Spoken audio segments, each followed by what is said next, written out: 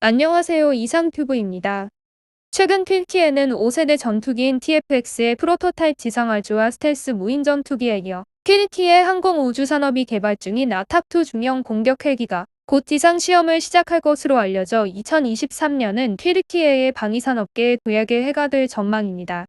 터키 항공우주산업은 현재 초음속 비행이 가능한 휴르젯 훈련기의 지상 시험을 진행 중이며 5세대 전투기인 TFX의 프로토타입도 예정대로 롤아웃시켰습니다. 작년 옥타이 튀르키예 부통령이 등장을 예고했던 무인 스텔스 공격기인 앙카3도 공개했으며 이번에는 현재 개발 중인 AH-64A급 중공격 헬기인 T929 아탁2가 곧 지상 시험을 시작할 것으로 알려졌습니다. 튀르키예는 지난 2월에 대지진을 겪었지만 지난 18일 5세대 전투기인 TFX의 프로토타입을 예정대로 롤아웃시켰으며 활주로를 활주하는 모습을 공개해 눈길을 끌고 있습니다.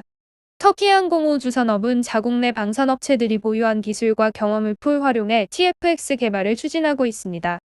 TFX의 기체 설계와 각종 컴포넌트와 소프트웨어 통합은 튀르키예의 타이가 담당하고 있으며 TFX에 탑재하는 고급 레이더는 마찬가지로 튀르키예 기업인 아셀산이 담당하고 있습니다. 또한 미션 컴퓨터는 튀르키예 국가연구기관이 개발하고 있으며 동익을 움직이는 액추에이터는 여러 튀르키예 기업과 우크라이나 기업이 공동으로 개발하고 콕핏을 덮는 캐노피와 강착장치 등 주요 컴포넌트에 대해서도 현지 생산을 위한 준비가 진행 중에 있습니다. 터키 항공우주산업은 지난해 11월에 조립이 진행 예정인 TFX 프로토타입을 공개하며 2023년 3월 18일 롤아웃하겠다고 약속했습니다. 하지만 시리아 국경과 가까운 터키 남부에서 2월 6일 7.7 지진이 발생해 막대한 피해를 입었고 TFX 프로토타입이 무사한 지 오래됐지만 예정대로 3월 18일 롤아웃시켰습니다. 튀르키예 방위사업청의 이스마일 데미르 청장은 엔진을 시동해 활주로를 활주하는 TFX를 공개했습니다. 데미르 튀르키예 방위사업청장은 TFX의 프로토타입에 탑재되는 엔진은 미국산 F-110으로 프로토타입 3호기까지는 F-110을 탑재할 것이라고 밝혔습니다. 하지만 TFX 양산기에 탑재될 엔진은 지난해 6월에 발행된 제안 의뢰서에 TR 모터와 투사스 엔진, 인더스트리 및 카일과 롤스로이스 컨소시엄이 응해 3사 경쟁이라는 이례적인 형태가 됐지만 다른 국산 엔진 동시 개발에 충분한 자금을 공급할 수 없기 때문에 하나의 엔진 개발이 필요하다는 것이 데미르 청장의 주장입니다. 튀르키예의 엔진 개발 프로그램의 조건은 튀르키예 국내에서 엔진을 생산할 것과 해당 엔진에 관한 지적재산권은 터키에 귀속될 것, 그리고 수출 승인으로 제한을 두지 않을 것과 비용 대비 효과가 우수할 것, TFX를 고도 4만 피트로 비행시켜 마하 1.8까지 가속 가능할 것 등의 조건을 충족해야 하며 카일과 협력하여 TFX 프로젝트에 복귀한 롤스로이스가 모든 조건을 받아들였는지는 알 수 없습니다. 데미르 방위사업청장은 만약 롤스로이스가 조건을 충족하지 못할 경우 튀르키예 기업만으로 엔진 개발을 진행할 것이라고 주장하고 있어 TFX는 앞으로 어디로 나갈지는 알 수가 없습니다. 튀르키예 정부는 TFX에 이어 앙카3 무인 전투기도 공개했습니다. 푸아트 옥타이 튀르키예 부통령은 지난해 말에 튀르키예 방산업계에 2023년은 새로운 이정표가 될 것이며 앙카3로 명명된 무늬-2 스텔스 무인기가 타이에서 나올 것이라고 예고했고 타이는 약속대로 앙카3를 공개해 눈길을 끌고 있습니다.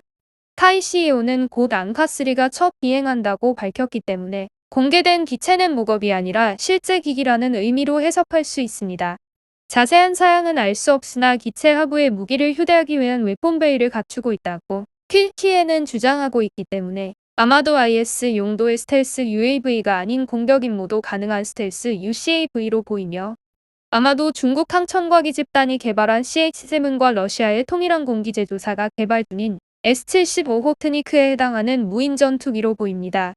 덧붙이자면 사우디아라비아는 튀르키예의 바이카르사가 개발 중인 무인 전투기인 푸즈렐마에 관심을 보이고 있으며 중동 지역의 방위시장 분석을 실시하는 탁티컬 리포트는 동기의 공동 개발 및 공동 생산에 대해 협상하고 있다고 보도했습니다.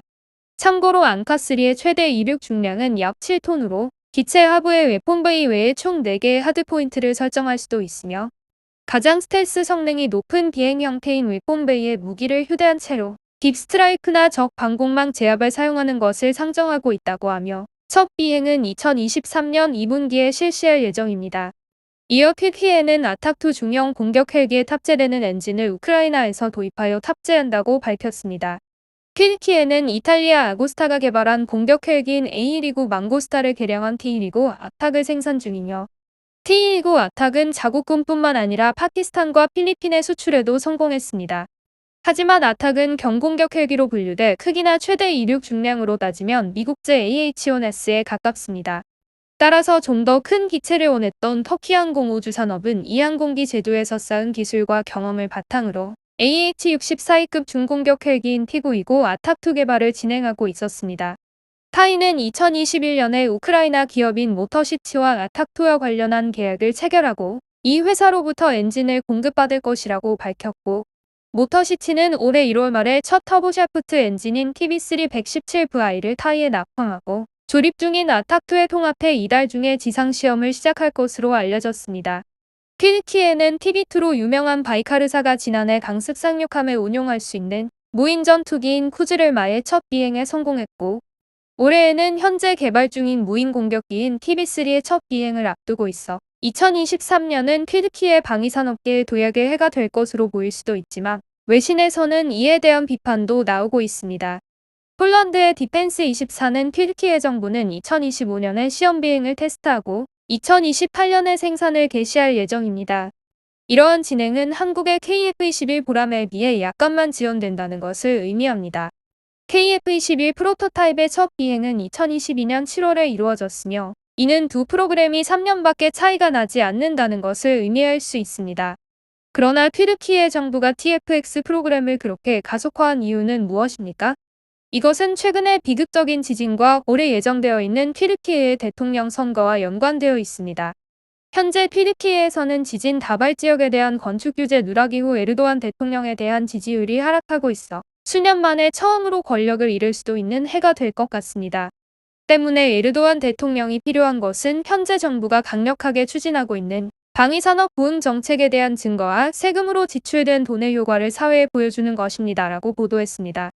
이렇듯 현재 퀼키의 정부가 보여주는 것은 퀼키의 대선에 따른 홍보용이라는 보도가 많이 나오고 있습니다.